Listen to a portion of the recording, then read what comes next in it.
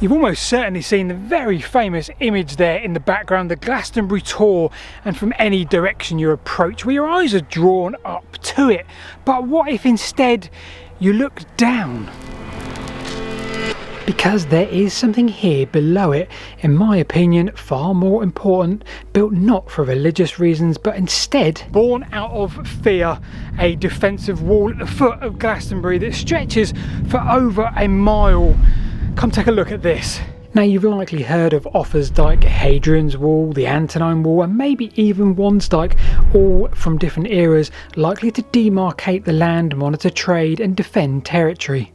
And so here, at the foot of Glastonbury, this wall, which I believe, like the others I've mentioned, has its place in history, but until 2 weeks ago, I'd not even heard of it.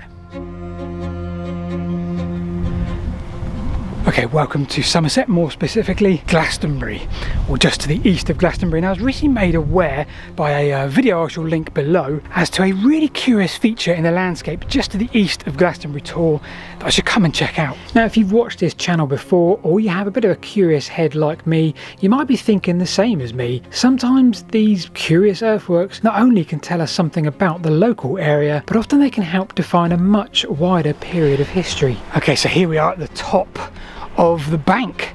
I've just climbed up now. I reckon it's at least 6 meters here. It goes half a mile that way at least, and half a mile behind the camera at least as well. And we have a big ditch at the bottom of it.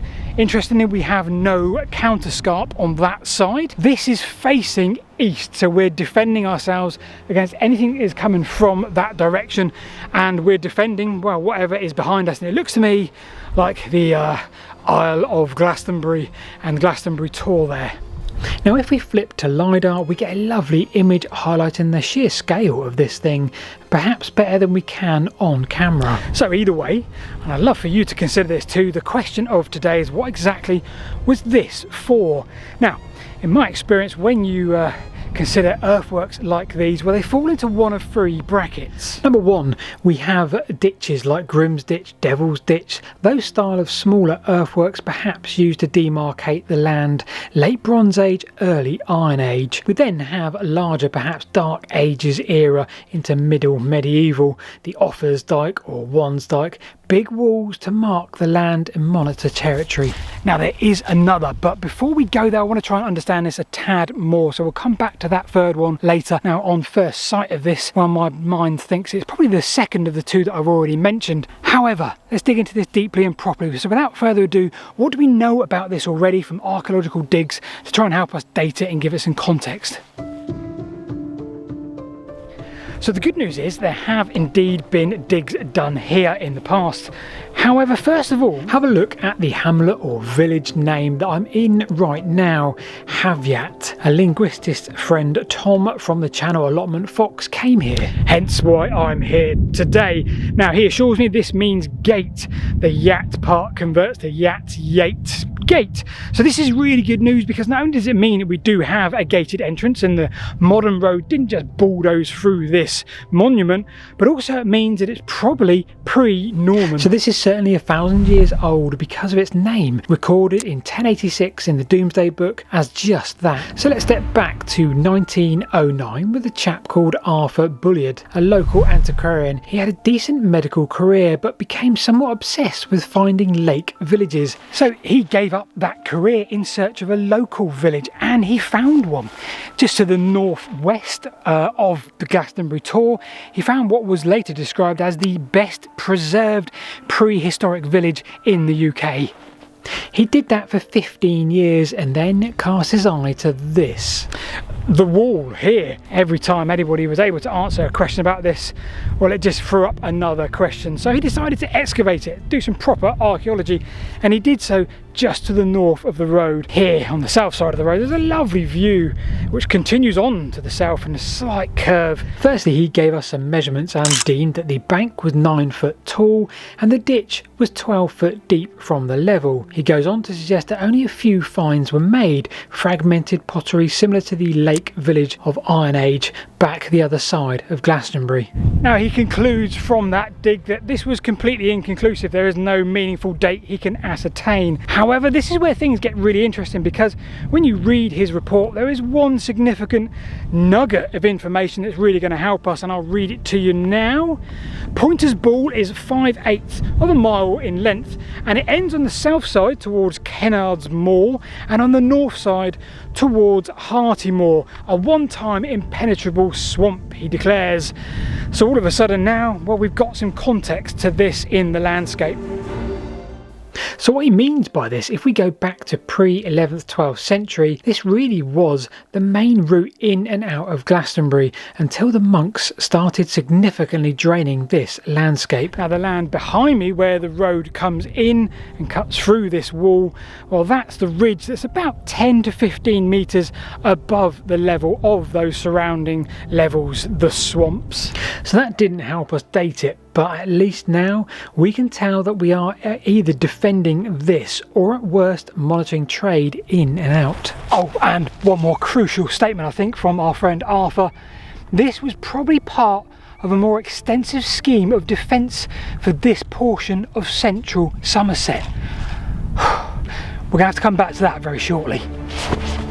Next up is a very brief mention in the 1970s from Peter Point's right of the Glastonbury Archaeological Society, which is still going today. He and his team found very early Bronze Age pottery here, but also 12th century pottery. Well, this really threw me, because by that era, well, we're draining all of the water around here slowly but surely, and the need for a wall there, the protection of the ridge coming in, surely diminishes with every inch that water drops. So the conclusion from that team is this may have been used more than once in the prehistoric era and again in the 12th century, even if for a brief moment.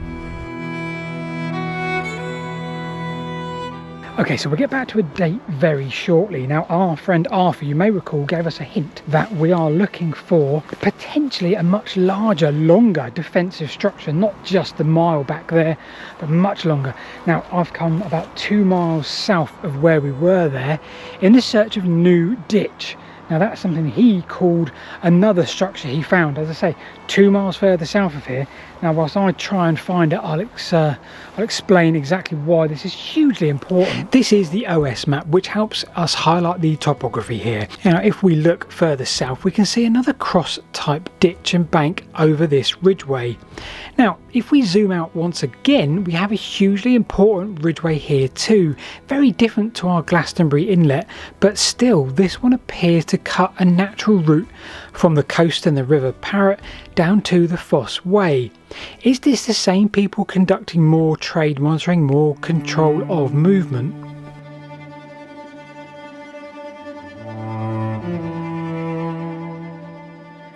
Wow, okay, this is great. I mean, really, really great. This is much bigger than I had anticipated. I thought, I found a picture of this online. I didn't think it looked that big, so I didn't think it was going to be the same sort of style construction or contemporary with our Pontyz Ball, but I feel like it could well be. There's reservations, which are, number one, okay, where we have the good bank on this side, so that's the same side here as it is down there. This is the west side, but on this occasion we have a counterscarp, and quite a big one. We've got a heck of a slope coming down here and a big slope off down there, so we have a counterscarp, which we don't have down there. Now, that could just be a feature of agriculture and ploughing that's taken out the counterscarp from down there, or it could be perhaps a different set of people, a slightly different time that built this. On the face of it, the fact that this lines up very well, the fact that this has a significant bank on this side, counterscarp on this side, good sized ditch, well, this tells me, because it lines up, that's quite a coincidence. So unlike other defensive walls or hill forts or stuff, well, we don't have conclusive archaeology that we can use to date this. We don't have Roman coins like the Boccoli Dyke, or we don't have optical stimulated luminescence like Wansdyke to give us that context we need. So that leaves us at this stage really with just looking at the landscape itself. Before that though, consider its name. We have on all maps Pontyz Ball or Pontrys Ball. Some of the antiquarians though have termed this Pontis Vallum. So is that them just turning things Latin because Romans? Or was it always this and the V of Latin that does indeed sometimes find form in a B actually mean that it went from vallum to bull? So I guess we're really never going to know unless we find some very old documentation, some old medieval manuscript of a copy that sort of tells us and gives us more of a hint of that. So again, we're left here in the landscape, but we're left here thinking on the third theory I hinted at earlier, that theory being the hill fort. Now at 10 metres above sea level, you might be wondering what I'm on about. A hill fort, not much of a hill here for sure. However, consider that of the promontory hill fort, that sits on like a cliff edge, or that surrounded by water, perhaps because we are indeed surrounded by water. We have plenty of examples, even here in the south of England, of those types of fortification. So it turns out we have another route in from the south, Pontyz Bridge. We are informed by a few non-primary sources that this was built as a crossing point in Roman times, and my gut says it'll be much older than that based on the extremely old walkways we find in this landscape.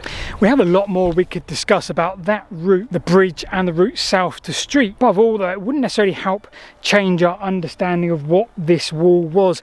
The only thing that really sticks in my mind that I can't sort of shake is the similarity between the name of that bridge and this wall. Can't quite work that one out yet. I think together they help us paint a picture of Glastonbury through the ages as a defended place. Two significant points of entry that in my opinion stood at the same time, likely on and off in different eras. Okay, so I don't always like to give a definite opinion on something if I don't really know what the thing would be or what it was. So I will give you an opinion as long as you give me yours in the comments below. This is speculation, which is all we have without some decent archaeology on this place. So I think this started off its life in the early to middle Iron Age. I think this effectively was a promontory hill fort. It was protecting those that lived and worked behind us like a hill fort, surrounded by swamp, by water, by inaccessible routes in. Now whether it had a gate at that point I don't know, but I believe that would have been added if anything in the early medieval, and we see it then turn from defensive to perhaps more functional, a monitoring of trade, a policing route to mark that ridgeway that went through it, and of course then perhaps remodelled once again, or at least reused again in that 12th century, however short or long that period was. And if you like your wall mysteries, we've got a great one on Wansdyke, the wall that split England in half, Mercia and Saxon border. You can watch that just here somewhere.